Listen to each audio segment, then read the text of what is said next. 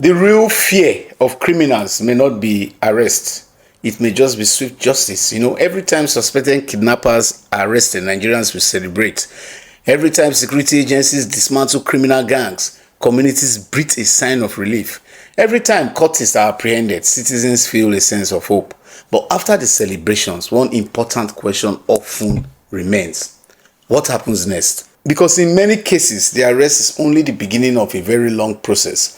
Cases drag on, trials take years, victims lose hope, witnesses disappear, and over time, public attention moves elsewhere. That is why a recent development in Edo State is attracting attention far beyond the state's borders. The Edo State government has formally written to the chief judge requesting the establishment of a special court dedicated to cultism and kidnapping cases. At first glance, it may appear to be a routine administrative decision, but many Nigerians see something much bigger. They see an attempt to address one of the most persistent challenges in the fight against crime.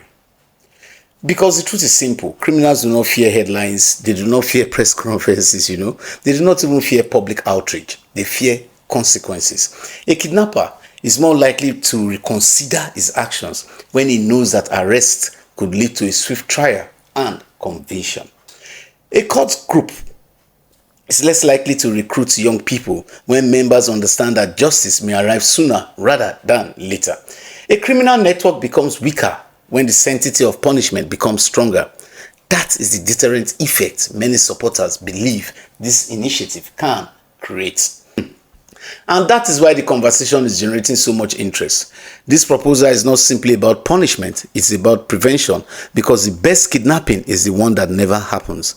The best court clash is the one that is prevented before lives are lost. The best crime is the one abandoned because the consequences are too certain to ignore. And when crime reduces, everybody benefits. Businesses operate with greater confidence, investors are more willing to commit resources, and parents worry less about the safety of their children. Young people can focus on education, careers, and opportunities instead of being drawn into criminal networks. Communities begin to reclaim their public spaces, and that is why many Edo residents are viewing the proposal as more than just another government policy. They see it as part of a broader effort to create safer communities and strengthen public confidence in the justice system. Of course, justice must always remain fair. Every accused person deserves due process, every case deserves a fair hearing, and every verdict must be based on the rule of law.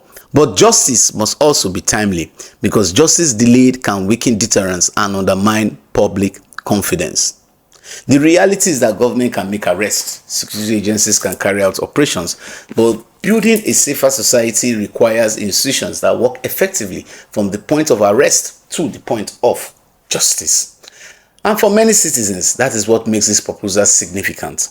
The trader who wants to return home safely, the student who wants to pursue an education without fear, the parent who wants peace of mind, and the communities that have endured years of court-related violence, kidnappings, and criminal activities.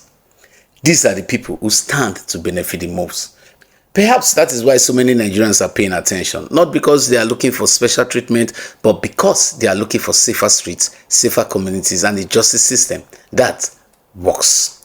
The fight against crime ends when justice is done. So please watch, share, like, and follow. My name is Osigbo Ikiroda, and I am the principal and CEO of Bush Radio Academy.